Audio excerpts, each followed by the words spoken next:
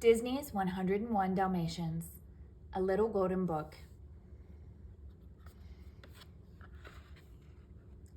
101 Dalmatians, adapted by Justine Korman.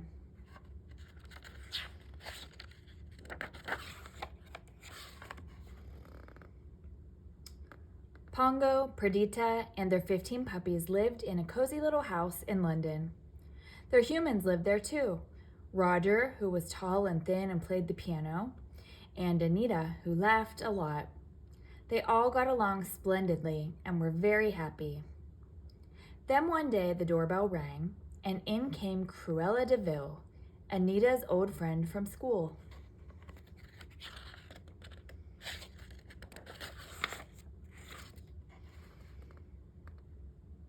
"I'm so glad the puppies have finally gotten their spots," Cruella said, stroking their soft fur. "I'll pay for them now."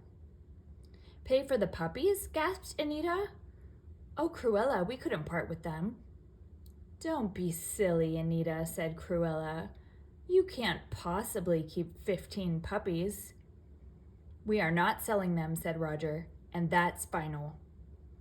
Furious, Cruella stamped out of the house. One frosty night a few weeks later, Pongo and Perdita went out for a walk with Roger and Anita. The puppies were at home, asleep in their basket. Suddenly, two men burst into the house. They put all the puppies into a big bag. Then they carried the bag out to their truck and sped away.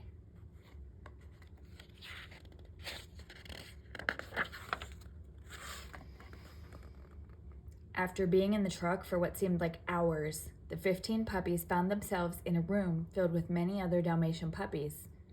On a couch in front of a television set were the two nasty men who had kidnapped them. The other Dalmatians told them that the men worked for Cruella de Vil, who had bought the puppies from pet stores. Back at home, Pongo and Perdita were horrified to find their puppies missing. "It's that evil Cruella de Vil," Perdita said, sobbing. "She has stolen our puppies." "Oh, Pongo, do you think we'll ever find them?" "I have a plan," said Pongo.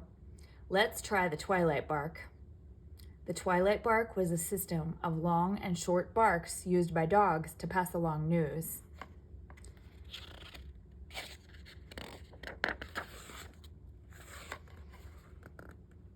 The next evening, Pongo and Perdita went on another walk with Roger and Anita. While the Dalmatians were out, they barked long and loud. They wanted all the dogs in London to be on the lookout for their puppies. Pongo waited for someone to answer his barks. It was a very cold night and most dogs were inside. Then Perdita added her bark to Pongo's, and at last they heard a reply. "Message received. Most sorry about your puppies. Will do all I can to help spread the word," howled a Great Dane.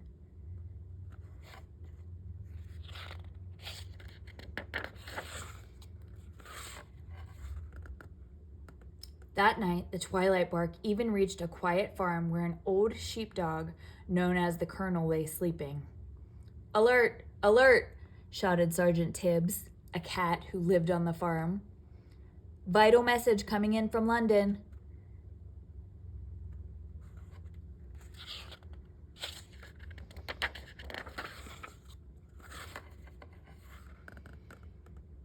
The Colonel lifted one shaggy ear to listen to the faint message.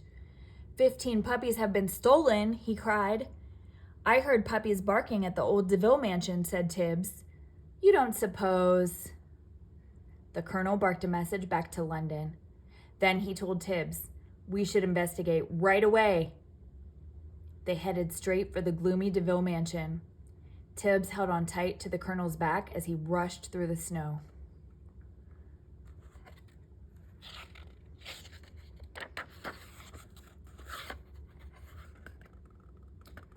Once they arrived, Tibbs climbed up onto the Colonel's shoulders. He peeked through an open window. "Good night," said the cat when he saw all the puppies. "There are a whole lot of you. I'm looking for 15 puppies who were stolen from London." "I was stolen," cried Lucky, one of the puppies. "And so were my brothers and sisters." The men heard the noise and went to investigate. Tibbs and the colonel ran away, but not before promising to get help.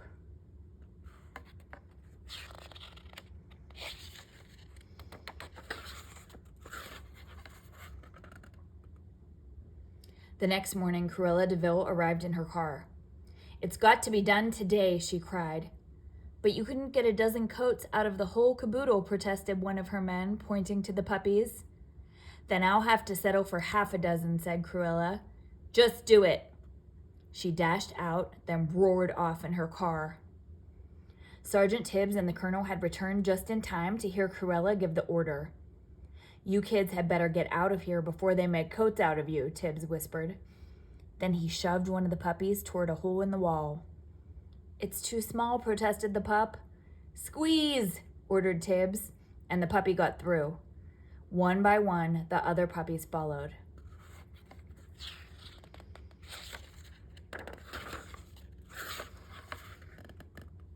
Suddenly, the two thugs realized that the puppies were escaping.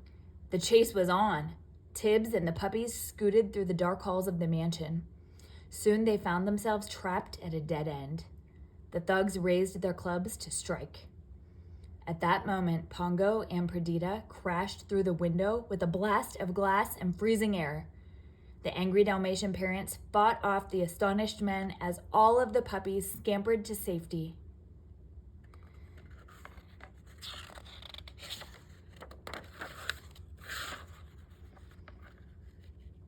Once the dogs were safely outside, they thanked the colonel and Tibbs and said goodbye.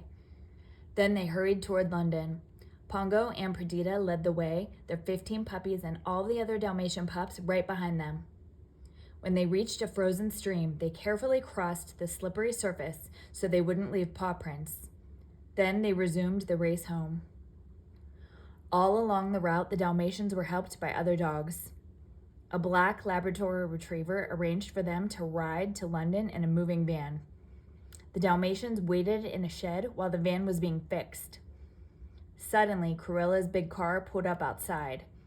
Somehow she had followed their tracks. "Oh, Pongo," said Perdita, "how will we get to the van?"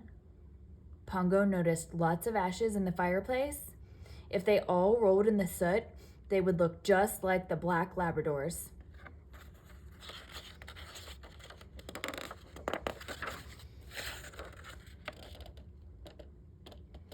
When the van was ready, the dogs marched outside. One after another, the soot-covered puppies were lifted into the van. Before Pongo had a chance to pick up the last one, a clump of snow fell from the shed onto the puppy. Pongo snatched up the pup, but the snow had washed away the soot. From her car, Cruella could see the white fur and black spots.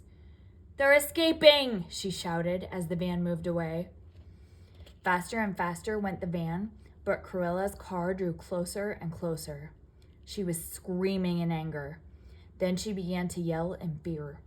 Her car skidded on the icy road. Cruella tried to stop it, but her car spun around and slid into a ditch. The last the Dalmatians saw of Cruella, she was standing beside her wrecked car, having a nasty temper tantrum.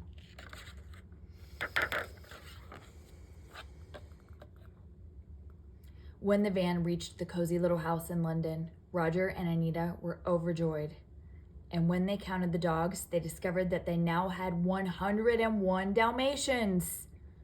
"We'll have to buy a big house in the country," said Roger. "We'll have a Dalmatian plantation." And they did exactly that. Pongo, Perdita, and all the spotted puppies lived there happily ever after.